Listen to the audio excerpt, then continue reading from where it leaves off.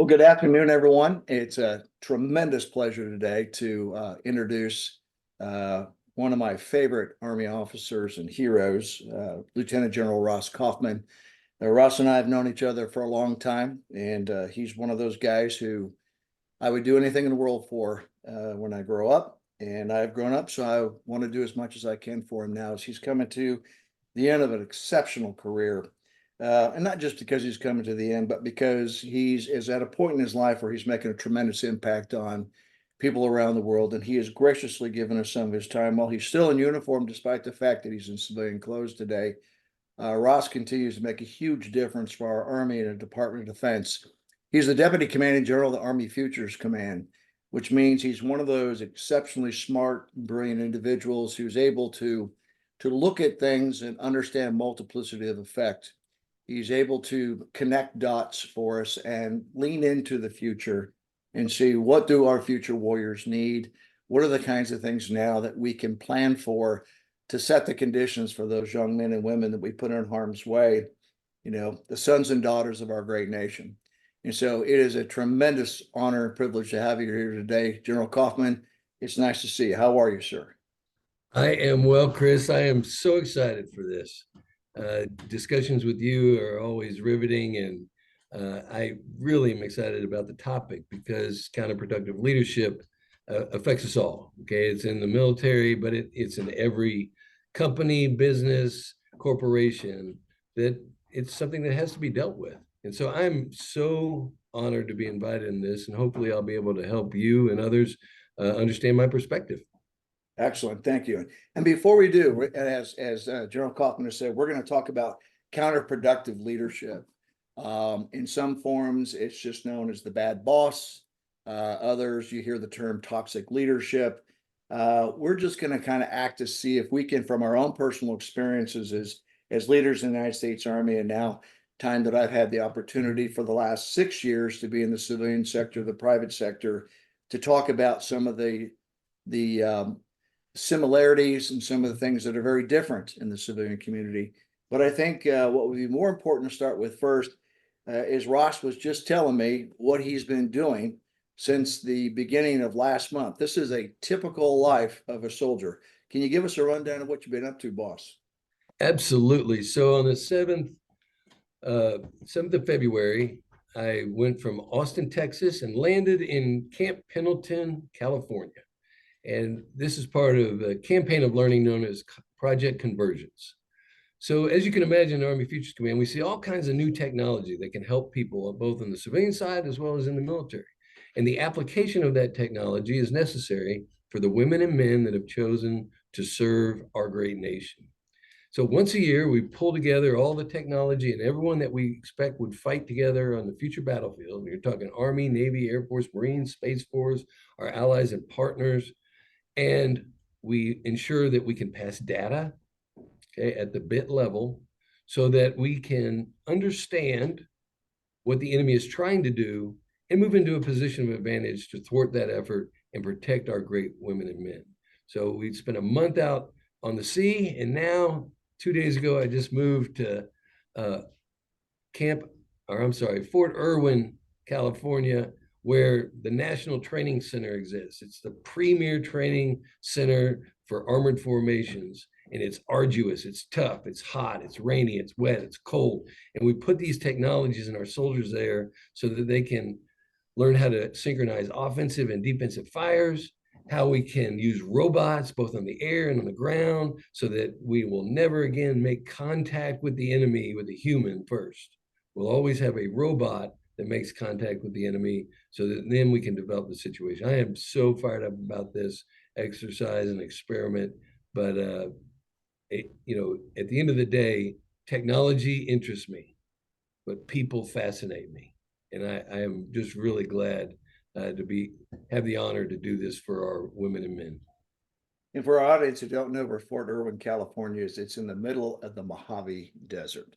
And so literally out that window in the nice room that you're sitting in at the leader training program headquarters with a little air conditioning and heat, it's probably, I don't know, as far as a crow would fly, 40, 50 miles away from the first Pizza Hut or whatever that you might find out there in the Mojave Desert in Barstow, California. I think it's the closest town, isn't it? Oh, it absolutely is. So Barstow's halfway between LA and Vegas. Um, but it's a place to stop and get gas on your way. And uh, this place started years ago in the 50s. And before that, Camp Irwin, uh, George S. Patton came out here and did maneuvers. My father in the 50s came out and they would actually button up their tanks and shoot machine guns at each other. And if you got plinked, you put your gun tube over the back deck and you died. Right. And then the battle continued. When the battle's over, you put your gun tube over the front and you go back and do it again. It's the history here is absolutely fascinating and warranted. And thanks for, even as a general officer, you've been away from your family now for over a month. And so thank you for your service. Even at this, even though you're a general, you're still sacrificing just like the private. And I appreciate that. So I'm sure that when you're out there at Irwin and you're watching training, whether it's over the shores, you were down in Pendleton or out there in the middle of the Mojave Desert, you get the opportunity in your position to observe a lot of different kinds of leader styles. And you've grown up with a lot of different leadership styles and techniques and just generational things that have made leaders the way they are and environments that make leaders the way they are. Before we talk about the one that we want to see if we can avoid being like, why don't you give us your description of what do you think your best leaders look like? What are the people and attributes you've tried to emulate to make you the leader that you are today?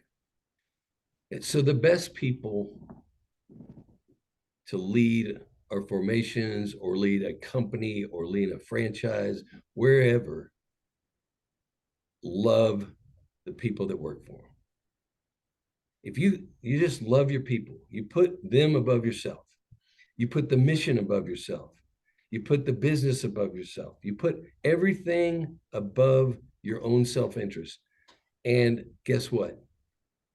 Everyone benefits. All ships rise together because you're more interested in the people around you than you are about your own self-interest. And those leaders can do anything. You talk about charging a hill in the military or launching a new product in the civilian world, sliding pizza boxes under the doors until the solution is found.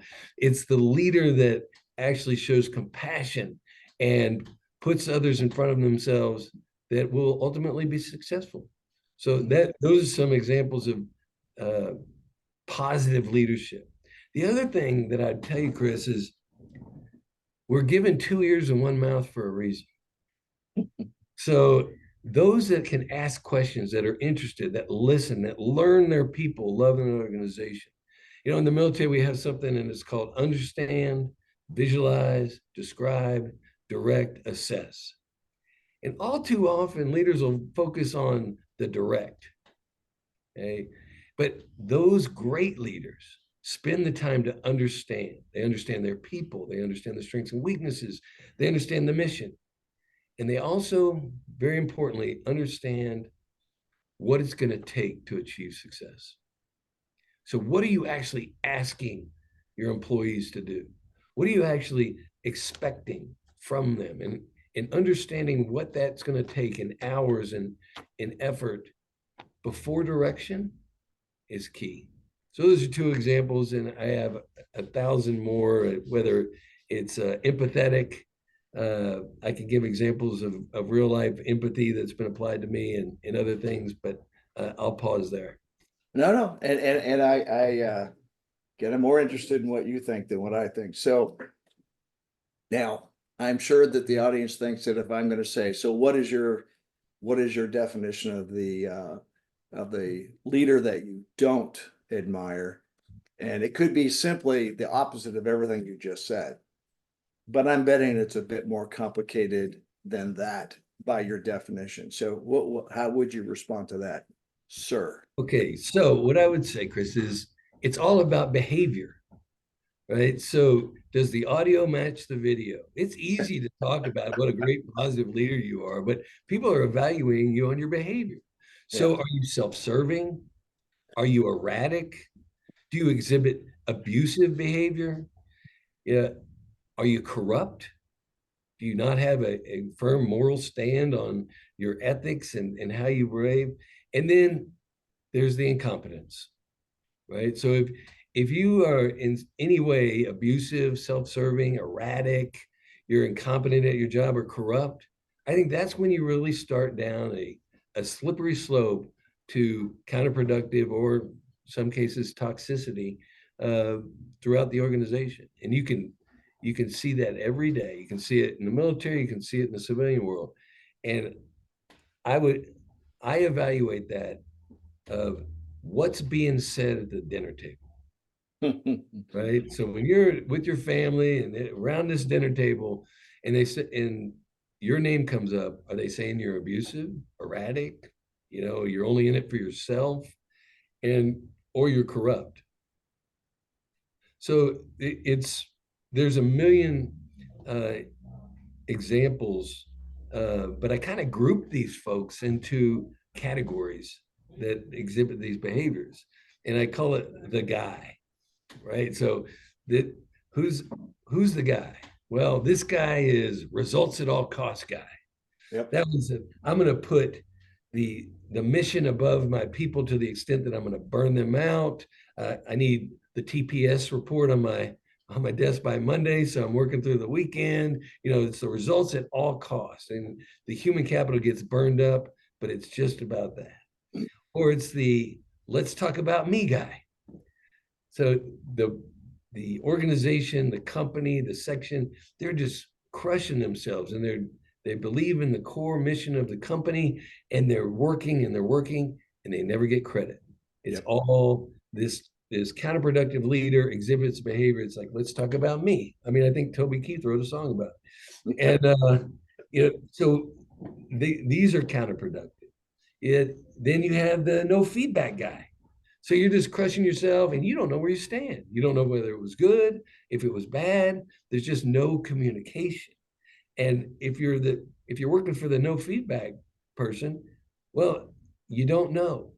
And it's either you're not doing well and you think you're awesome, which is dangerous, but just as dangerous is I'm doing great, but I don't feel valued. And because I don't feel valued, I'm going to go look somewhere else. So if you're trying to retain key talent, you got to give feedback. Uh, the next guy is the move the goal line. Right? Just continue to say, okay, we're just 10 more yards to go. And now there's no success. You don't know when you're going to meet the goal, and that moving the goal line. And that's either because they want to continue to just squeeze the organization and make them run at a sprint, or they don't know what it is. No idea where the goal line is, and so they just keep pushing.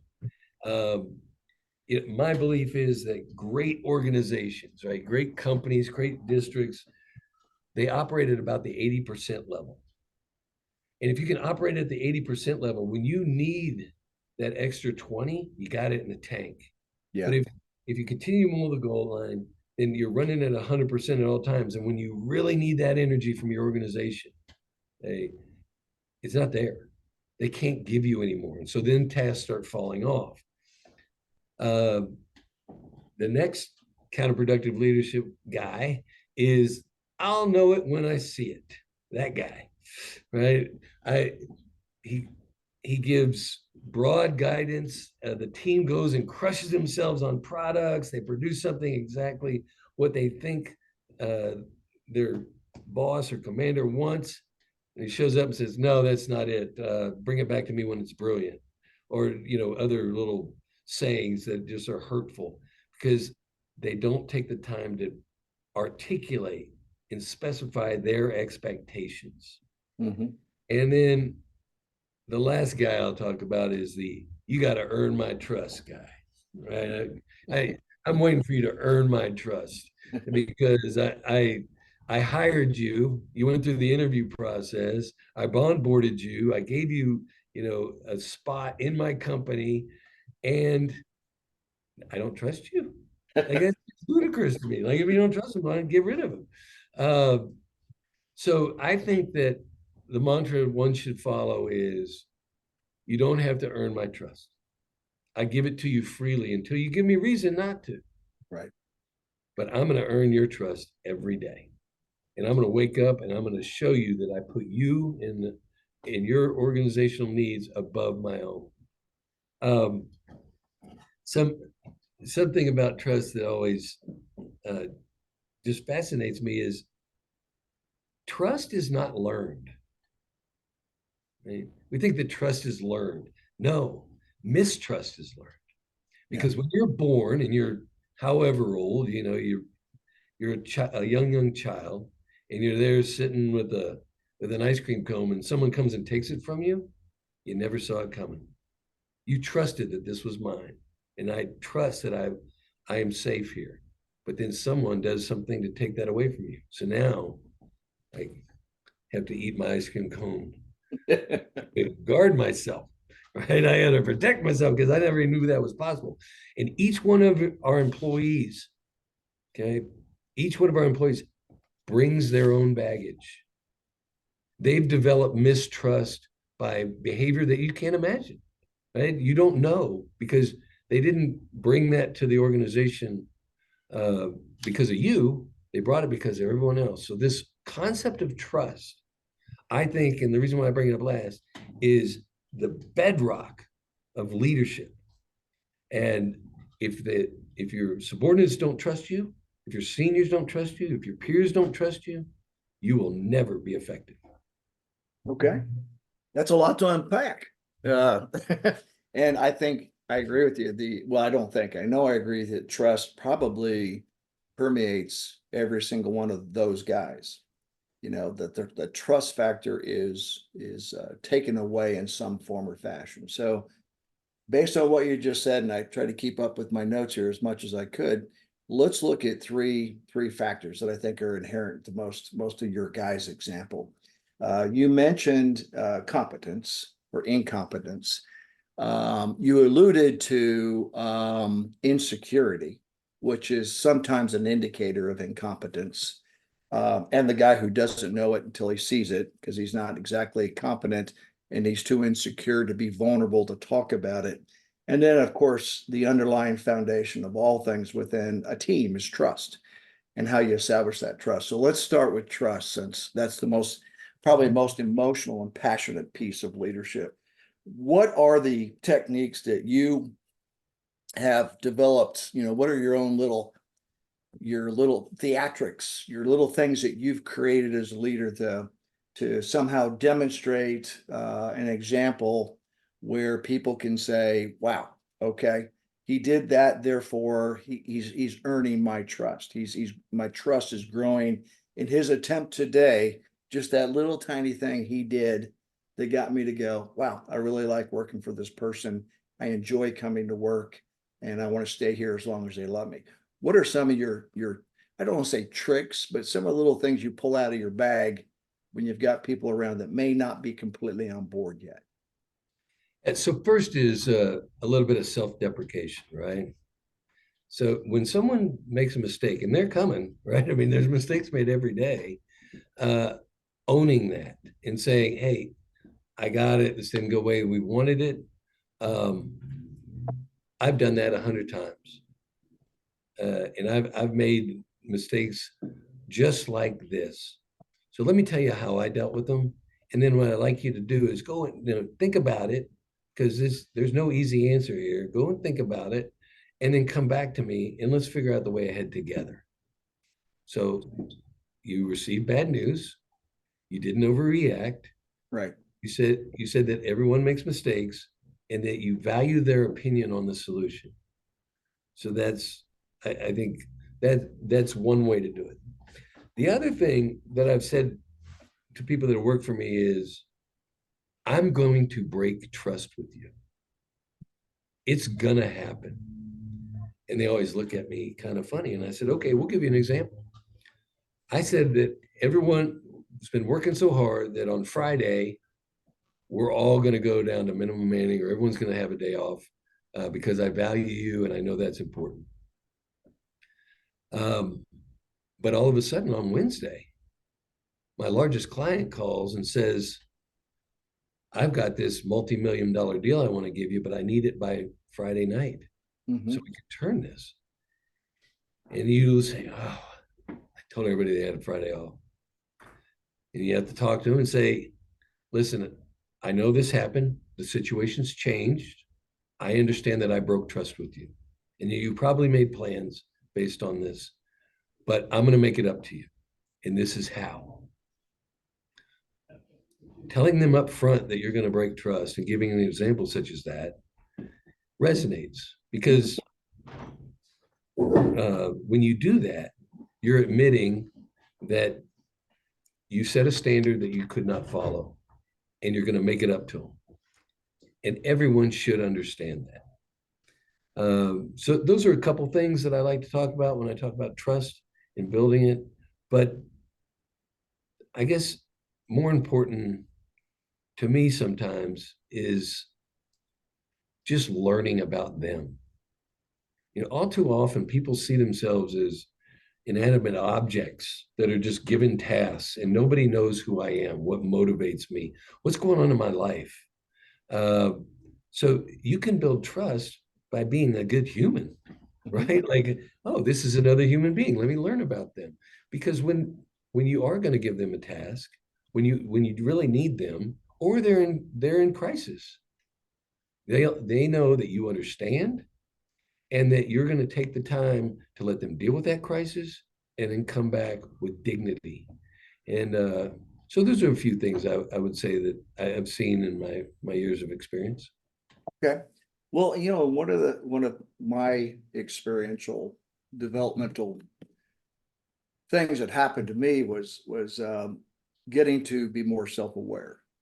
Um, and I'm embarrassed to admit I didn't know I didn't know my wife was an introvert until we took a Myers-Briggs assessment in our 17th year of marriage, because people of my personality and cognitive preference, persuasion of extreme extroversion and intuitiveness have a tendency to be too much in a lot of environments. And so my approach when I was younger could come across as what people today might think is toxic or pushing people in the wrong direction. As at the same time, um, I too was confused by people who were extremely introverted. And so when I had introverted bosses, I suffered greatly for something that you mentioned early on, which was feedback. And one of the things I've learned in the many schools that you and I have been through and the experiences eventually, emotional intelligence and understanding yourself seems to me is kind of the genesis of where a lot of this misunderstanding and friction that causes teams not to gel well is not to take the time to do, you call it, going down and talking to your soldiers, talking to your employees, getting to know them personally, figuring out what makes them tick. And that works great. That is a very, very, very good technique and hard to do the more senior you get in your organization. But I've also found that understanding the differences, just some of the extreme differences, where you might think somebody is quote unquote a jerk or toxic or you don't like them. What I'm starting to find in the executive coaching world is it sort of comes down to this emotional intelligence piece. So case in point, as an extrovert, it's very difficult for me to go very long without feedback. If I'm not getting some sort of feedback, now I prefer positive feedback over negative feedback, as we all do, but any sort of interaction with a boss, if I don't get it on a routine basis, I will seek it out. And normally for unfair reasons to intercept somebody, at the coffee shop or somewhere and say, "Hey, boss, how's it going?" Because a more introverted boss doesn't have that need, that deep down intrinsic need for feedback. In fact, they don't understand why others do. And what I have found is that when you're working for an introvert who's not completely self-aware that others need feedback, as opposed to introverts that need more isolation and alone time in order to build their energy and be most effective, because they are, quite frankly, they represent 70% of the smartest engineers and scientists in the world today are introverts. They're very smart because of the way that their neural pathways work. But the need for feedback for them is only necessary when you're doing something wrong.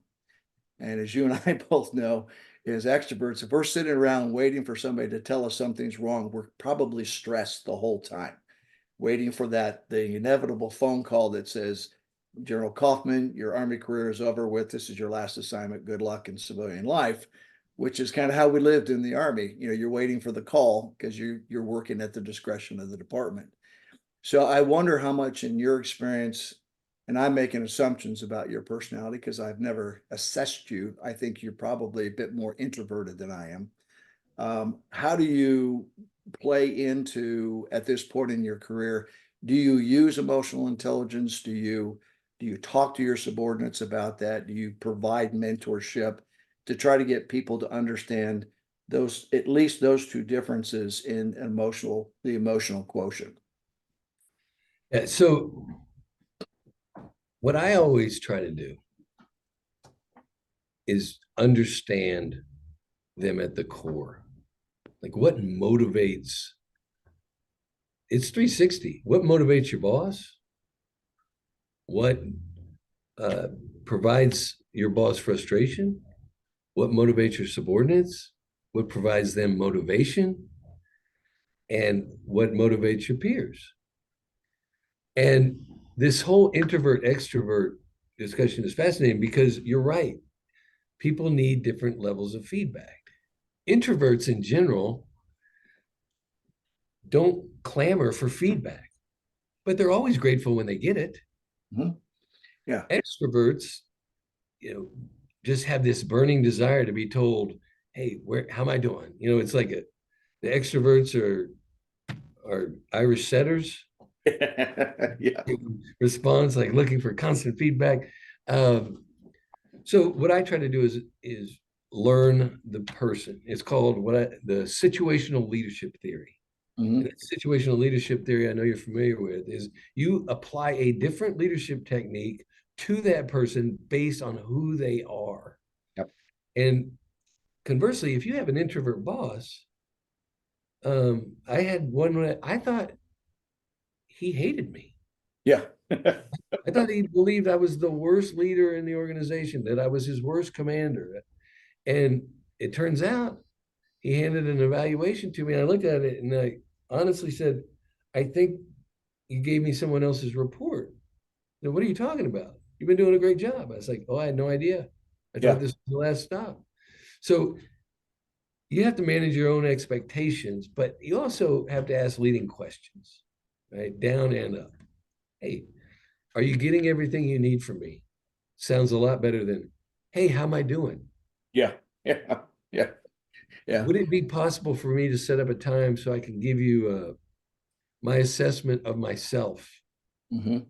Goes a long way with a lot longer than, hey, tell me how I'm doing. What? Tell me about how great I am. Yeah. Giving someone a self-assessment goes a long way because we're much harder on ourselves than Oh, we yeah. think. Well, with introverts, I've had some great counseling. And one thing I learned early on was, you know, you and I are going to want to, I'm not going to say squat until you walk in the room and say, ladies and gentlemen, Ross Kaufman, the winner of the MacArthur Award, hey, and then I'm going to get up and I'm going to brag on you for 10 minutes. Then I'm going to say a speech. And I know you can do it. In fact, I know it probably excites you that you didn't know, just like the OER you got that surprised you and you're happy. But there's other people, a lot of people in your organization that would be the absolute worst thing to do to them. And so many of my leaders in my organizations who I can very quickly make a generalized assessment of where they're at on the spectrum just from watching people as long as you and I have. And I would go to them privately. I would say, how do you prefer recognition? Yeah, that's And great. and and they'll actually say, I prefer, if I do something well, just send me a text or send me a note. But if I'm not if I'm just doing what I'm supposed to do and I'm doing okay, you don't really have to say anything. And it's good, Now that's still really hard for you and me. When I see him, I'm going to lean over and I'm going to say, hey, keep it up. You're doing great. I don't know if that's more for me than it is for them, but I don't want to ignore them. But I do realize that the last thing a lot of introverts would say is, please don't embarrass me with an impromptu stand up in front of everybody and let us clap and stare at you. Not something they're comfortable with. At the same time, with you and me, you know, I think I some of the most seminal moments of somebody going from an okay leader to a tremendous leader in my eyes was with the surprise, not accolation, but to me, Dick Cody. I'll just say General Cody. In the Pentagon, you've got all the generals are at the front table, and little lieutenant colonels were all sitting in the back row, and you hope that you're paying attention when this happens. And he turns around, and he's asking all the big shots, what do you think? What do you think? Because his emotional intelligence was such that he knew he would have to ask certain people, and they knew that he was going to ask them, so they prepared if they were more introverted.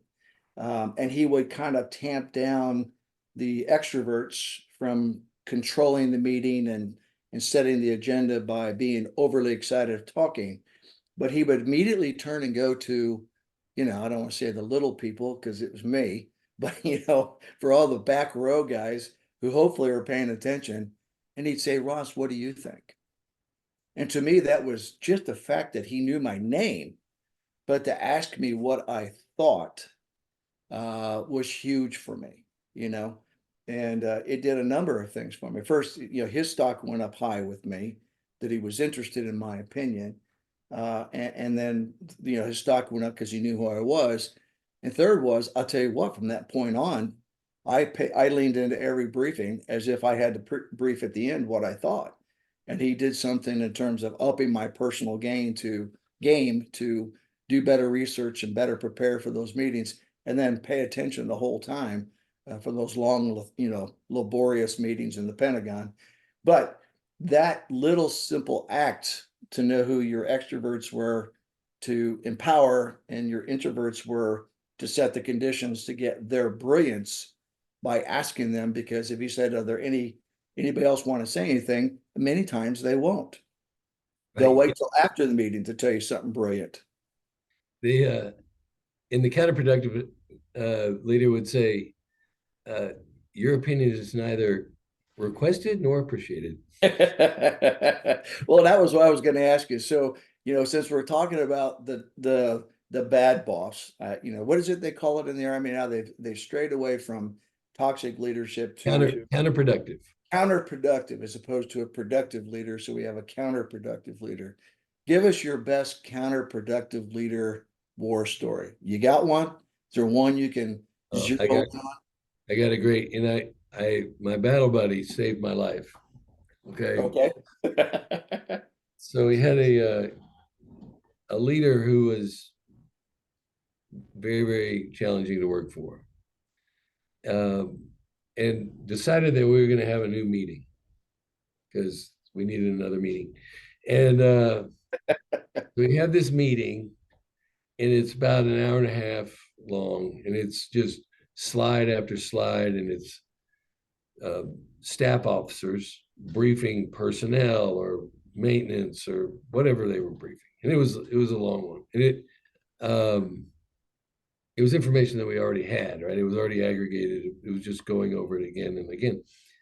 And at the end of it, very, very proud of himself, he's like, hey, what did y'all think about my new meeting?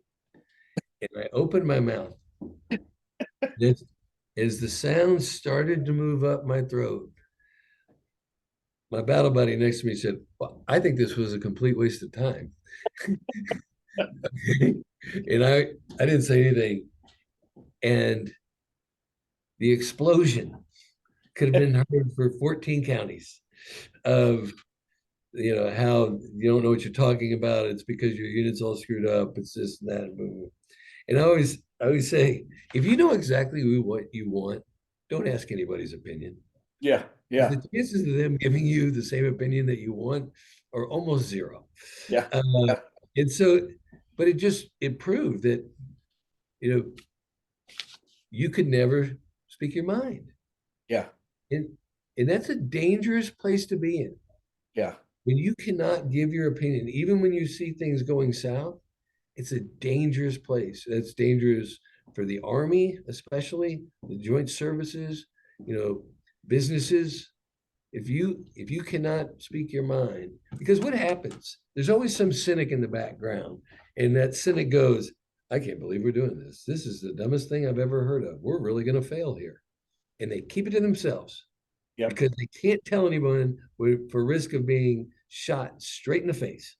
Yep. And and so that one always sticks with me. It's also I awarded him a soldier's medal, which is for saving someone's life in peacetime. And, and I also learned a He took valuable he lesson. took the heat round for you. That's a good battle buddy there. But you know, it's that guy in the back who's thinking what you just said, you know, this is the dumbest meeting I've ever been to. This is a worth, you know, it's a waste of my time. If you can get them to say that, um, you know, if even, you know, I consider you a good boss, and if I said it to you, I would expect you to handle it very differently because, as you said earlier, you want them to understand, visualize, and you're trying to describe something. There's a why as to why you're doing this meeting. And so when the naysayer or the collective says this was a tremendous waste of time, it's either a tremendous waste of time, and you now have an opportunity as a boss to go, you know what, if this didn't help you to better understand what we're doing, done. Okay, I'll just take the slides because I need it. And so I will move forth and do that and won't waste any more of your time. Or it gives you an opportunity to go, well, you know, okay, well, maybe they don't truly understand. Maybe I have not articulated this well. I've not provided them the visualization and the discussion that leads them to understand and connect the dots. So maybe my approach was wrong. And you say, okay, if you guys got nothing out of this, I'm concerned that I'm not doing my job well. Give me 24 hours and let me recock and look at this. But I'm looking for you to tell me what information you don't have that you need, and maybe we can fix it and get better at it. It's given the why, like you talked about earlier. Yeah, and one thing, Chris, that I say often is disagreement is not disrespect, Right. but the manner in which you deliver that disagreement could be. Yeah. Yeah. You know, so there's a onus on the messenger to then be helpful, right? This is horrible. It's not helpful. Yeah. This Uh, is stupid. Never helps. right. Um, hey, I think we're onto something here that can meet your intent. One way that we might consider changing this is, Yep. first of all, it's a we, not how you could do it. It's how we're bought in, um, and in that if you don't deliver things well, then it can elicit a response that you don't want, particularly in someone who has counterproductive tendencies. Yeah. Well, I have to share one with you because there's a couple of lessons in it I'd like to tease out from you before we lose you. So I was in a particular assignment as a planner, and I was brand new, and the war plan that I was a planner for, had one language on one page and one language on the other, and it was 47 volumes, 3-inch binders, and first full day at work, and you got to give the briefing the next day to the 3-star on this particular war plan. And so, of course, the leader thinks, oh, this is a great learning opportunity for you to jump in there so the boss gets to meet you. And this is a forcing mechanism for you to read all 47 volumes of this war plan. You know, I sort of understood what he was saying. I felt it was a little bit extreme to expect in about 12, 14 hours of work, considering it was all classified and I had to sleep in the skiff, in the safe to be able to do it overnight. But I actually had to go to classes. And so I was over at these classes. And so my boss, the chief of plan, said to do it. And I saw the chief of operations. And I'd gotten to a certain point in the plan where I thought, here's the chief of operations he's been here for years. I'm sure he can fill in and give me some color to how to read this plan. And so he said, yeah, sure. So we had lunch together, and he took me through and gave me some really good ideas and helped me focus on some specific areas. And so then I went back into the safe and I locked myself in, and I was in there for about 4 or 5 hours. And I emerged, and I went down to my boss's office, and my family was in the hallway, and he said, get in here. He was obviously not very happy. I won't use the language that he used, but he said something pretty profound. He said, you backstabbing, disloyal saboteur.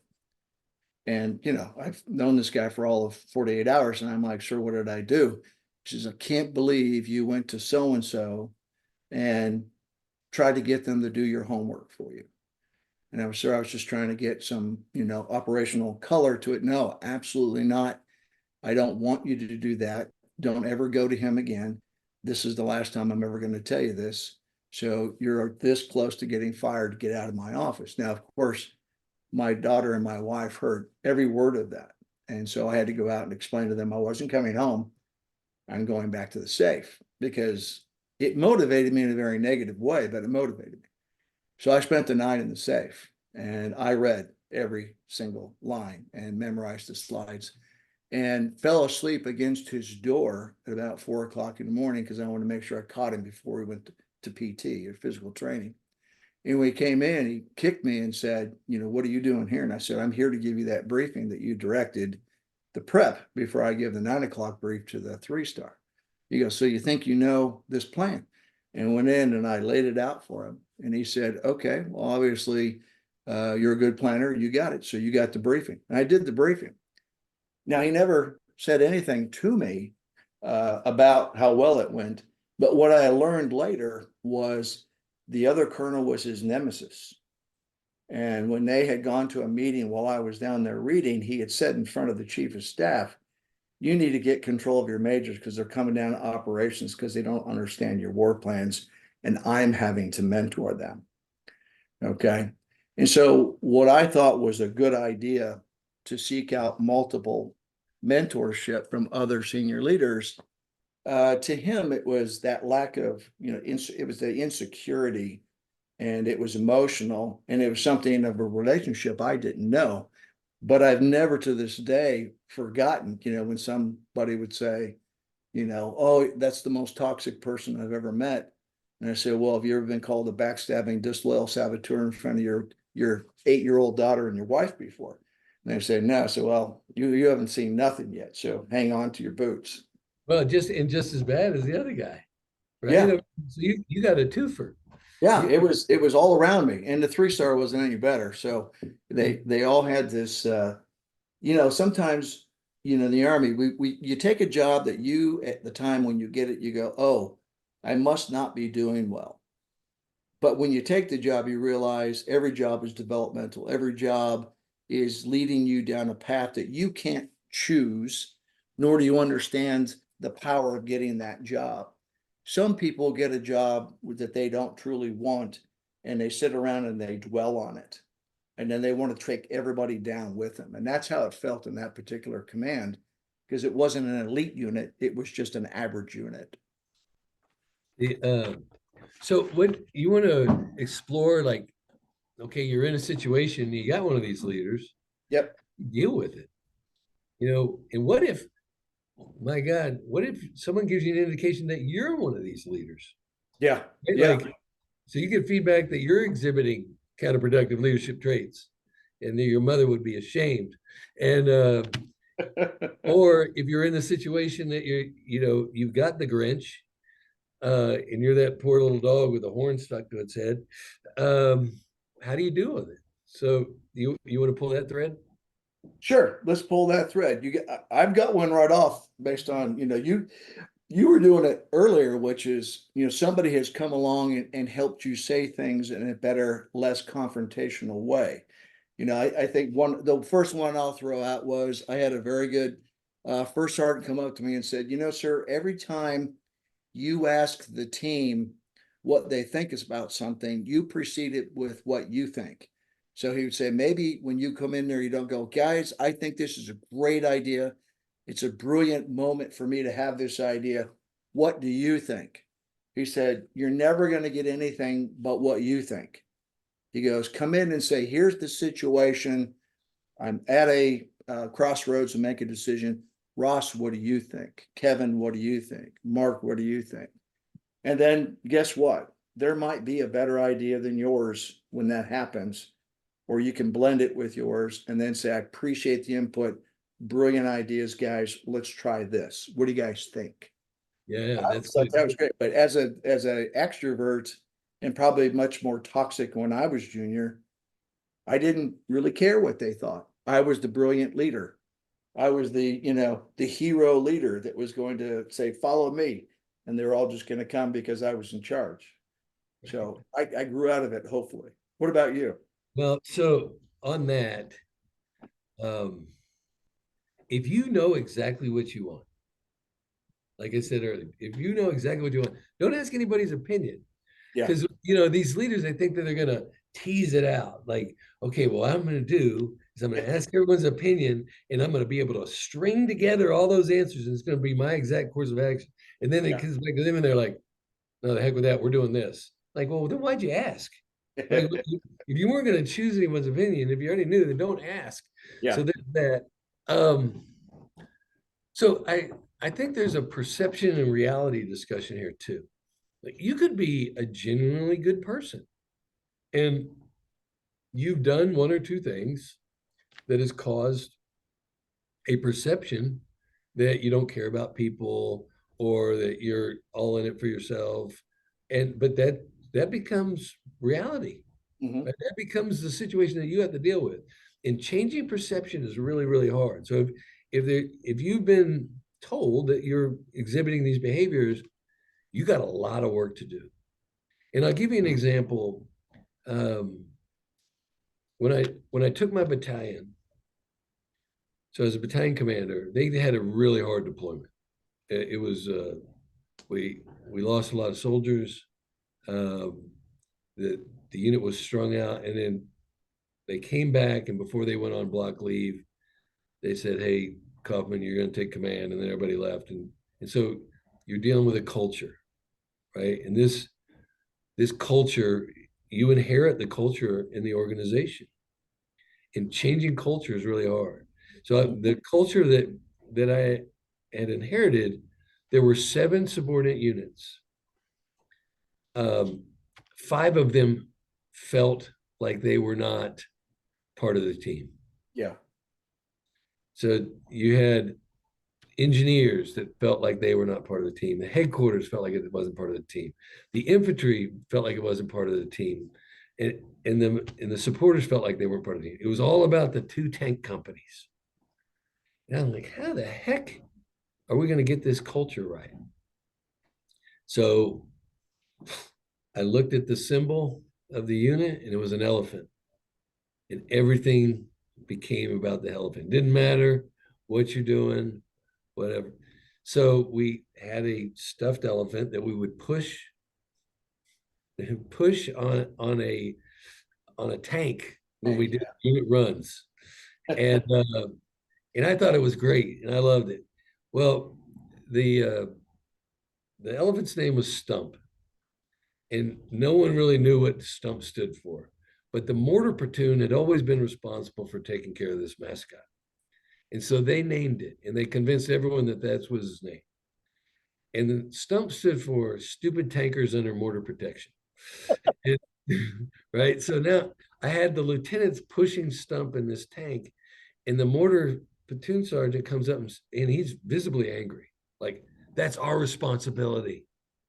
You're making decisions that hurt morale in my unit, that we're responsible for this elephant, and you're having lieutenants push him, and it's us, because I didn't understand. Yeah. So I was creating a culture divide on trying to do something good.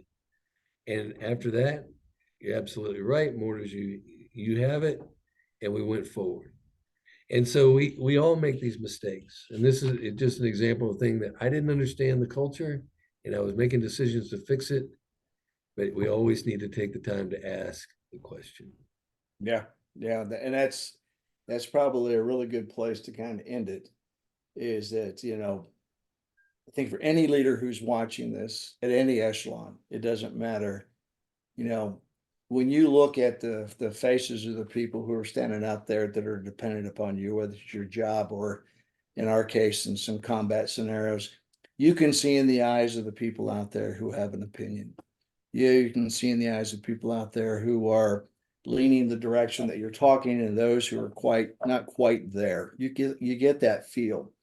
Um, but what it teaches you is you have to listen. You have to listen to not just their voices, but their nonverbals. You have to listen to your heart, and you have to ask. I think that's what's more important than anything.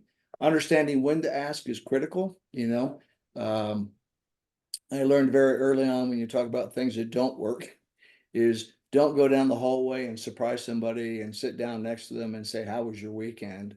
If you don't know that that's somebody who's extroverted, who loves to have small talk and blow off their work first thing in the morning until the boss leaves. If you roll in on an introvert and say, "How was your weekend?" and put them on the spot, you've completely disrupted their whole day, and you've done something that would almost be considered toxic, where you and I think that we're given the salutation of the day, and that we're being this great and wonderful boss by going up and saying hello and asking them how their weekend was. And some people are very private. They're not going to tell you about your weekend. It's none of your darn business what my weekend was like. And so you eventually make enough mistakes, but you auto correct against those mistakes. You seek input from others, and heaven's sake, never think that you have all the answers. And so to me, the greatest thing I felt I ever did was I demanded the why. And so as I got more senior, I would put the most junior people in the organization in the gym or the auditorium and say, "I expect you guys to question every order that comes to you until you trust me. Okay. I trust you implicitly, and I'm going to entrust you with this, and I'm going to underwrite the risk that I'm asking you to take. Your sergeant comes to you and says to do X, Y, or Z. You ask him why. And if he gives you a good answer, then trust him. Okay. If he doesn't give you a good answer, say, I don't understand, and ask why. And it's his responsibility or her responsibility to go to their lieutenant and ask the why, to the captain to ask the why, to come to me and ask the why. Because too many times I saw a directive come down and it gets misunderstood, and you have people doing stupid stuff. And then that's when you break down their trust, because you need to have some sort of a mechanism to know when stuff like that's not going well. And so by demanding the trust of the why from the bottom up, forced me and my leaders to always expect the why from somebody who gave it to us, so we could understand the why to better articulate it. And it was a very simple little thing to do. But for me, it was because toxic leaders, when I was younger, if I didn't understand, I was terrified to ask why. Sure. And if I went out and said, "Well, why are we doing that?" The answer was normally, "Because I told you so," or "Do it because I'm the leader," or "I'm the commander," or "I'm your father," or "I'm your teacher." Some authoritative person who didn't know what the heck they were talking about would say, "Do it because I told you so." And there was nothing more disrespectful in my eyes, because that meant you're too stupid to understand the why. You're too stupid to, it was an insult to me as an adult that I just wasn't capable of understanding the why. So to me, it wasn't just about respect. It wasn't just about understanding why, but it was about giving me the respect to tell me the why. And so that's where trust was built with me. How about you? How would you close that out? It all goes to trust for me. Trust is the basis of all successful organizations, no matter the size, no matter the industry. It's all about trust. And I think every day while you're driving home as a leader, you should ask yourself, did I build trust or erode trust today? And I'll tell you, you won't be perfect. 80% is a really good score, Very. because uh, things change, and you live in the moments. So you should hold yourself to a very high standard with 100% is the goal. but continue to press on it, because without trust, you will fail. I agree. Thanks for your time today, General Coffman. We wish you the best of luck out there in the Mojave Desert. Stay away from those tanks at night when they're going fast. Thank you, sir. Have a great one. You too. See you later.